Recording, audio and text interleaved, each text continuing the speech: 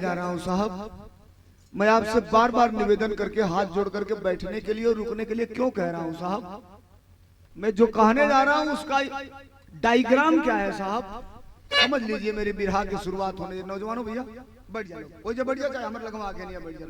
कई प्रकार से मानव आशा पिरोता है, सपना माँ बाप का बच्चों में अक्सर होता है। आवाज ना हो धीरे से। किसी और भी भैया से इस तरह का सेंटिमेंटल बिरहा सुने होंगे, मैं रियल आपके बीच में रख रहा हूं। बिरहा कहाँ का है? बिहार प्रांत के जमुई की ये कहानी है, वहीं पर रमा शंकर पर गिरी गिरानी है। फिर निवेदन कर रहा हूं, जेके जाए कोई उब्बे उठ के चल रही। नौजवानों, हिस्ट्री के, केमिस्ट्री के और ज्योग्राफी के प्रोफेसर के पास कल सुबह जाकर बैठना और कहना धर्मेंद्र सोलंकी ने ये बिरहा गाया है, जो कोटेशन दिया है ये सही है कि नहीं है? सही है। और मैं तो फिर बधाई देना चाहता हूं अपने भैया को, कन्हैया भैया को, जिसने मुझे बुलाया। सवेरे बात भाई लोगों की बात कहना, भाई देखा हमन का फौजी आदमी नहीं, जा सैनिक प्रकोष्ठ के हम जिला अध्यक्ष हैं, आपके प्रदेश अध्यक्ष हैं सरन जी। 1 तारीख को जब हम लोग राष्ट्रीय अध्यक्ष जी के जन्म दिवस के अवसर पे थे लखनऊ, तो मेरी मुलाकात हुई थी। हमने कहा आपके जिला अध्यक्ष के वहां जाऊंगा 7 तारीख को बिरहा गाने, तो कहे हमारी भी शुभकामनाएं बोल दीजिएगा।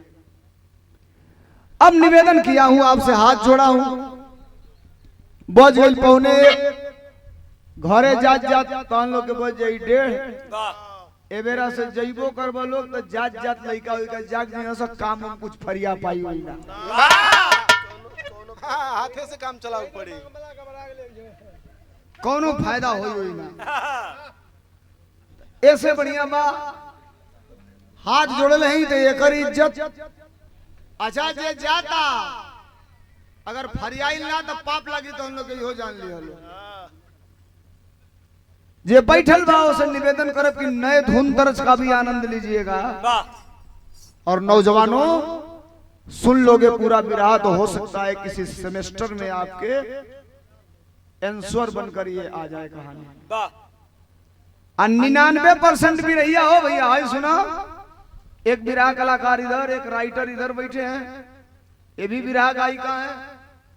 99% बिरहिया कपोल काल्पनिक गाना गाते हैं। 99% रियल नहीं होता है, सच नहीं होता है, कहानी बनाई जाती है। मैं जो आपके बीच में गा रहा हूं, एक एक प्रमाण आपको दूंगा, गांव, घर, जिला, तारीख, सारी चीजें आपके बीच में एविडेंस के रूप में रखूंगा।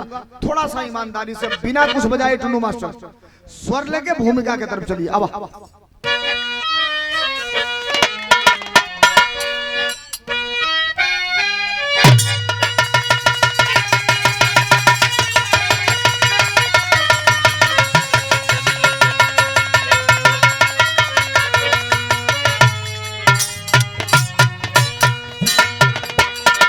मित्रों, भाइयों, पिता तुल्य लोगों, बुजुर्गों, नौजवानों, फिर मेरे करबद्ध का बस केवल लाज रखिएगा और इस बिरहा को सुनिएगा। जब तक याद होगा कि कन्हैया जी के दरवाजे पर बिरहा को सुना था, तब तक आपको ये यकीन होगा कि बिरहा का मतलब क्या होता है। और कन्हैया भाई निवेदन करूंगा, आप भी सुनिएगा। भूमिका में कवि ने बड़ी अच्छी बात लिखा। क्या मास्टर? सुख अमीरी नहीं, दुख गरीबी नहीं, साज कर स्वप्न को जीता इंसान है। उसके दिल से पूछो जिसका अरमान जला, जिसका अपना ही अपना ना संतान है। जिंदगी खिल के पतझड़ हुई इस कदर, मानो जीवन को जैसे नजर लग गई। अरे क्या खता गई है अरे सोलन की गया अपनी औलाद ही इस कदर हो गई।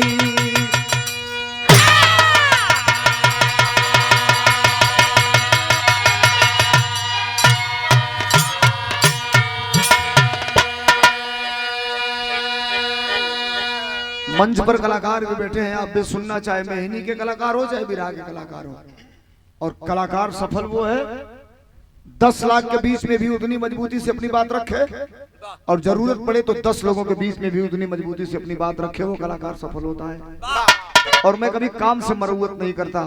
क्या खता हो गई ये सोलंकी गया, अपनी औलाद ही इस कदर हो गई। बिरहा का सुनिएगा यूट्यूबर साथियों, आप भी जरा ध्यान दीजिएगा। एक नई गजल है, आज के 5 साल पहले इस गजल को हमने मोहब्बत 35 टुकड़े में हुई जिस बिरहा को गाया था। जो प्रेमी ने 35 टुकड़े काट के फ्रिज में अपनी प्रेमिका के लाश को रखा था। पहले हल्ला ही सुना, मर्द मेहरारू को गटई दबा के दहेज खातिर मुआ दिया। बड़ी आफत बा मर्दन कोई कब कटा के हरियर का डराम में बुझा के सीमेंट बालू से तो पा दिया, अगर कोनो गारंटी बा नहीं।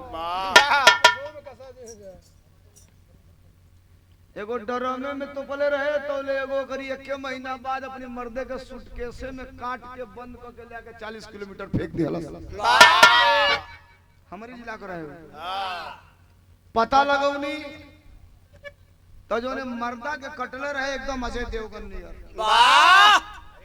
आ जो ने खातिर कटले रहे कर भंज तो काहे कटले रहे शुतुरमुर्ग नियर मुंह लेके सारे मर्दा कमा का भई ला ओई को तना खोराक देत होई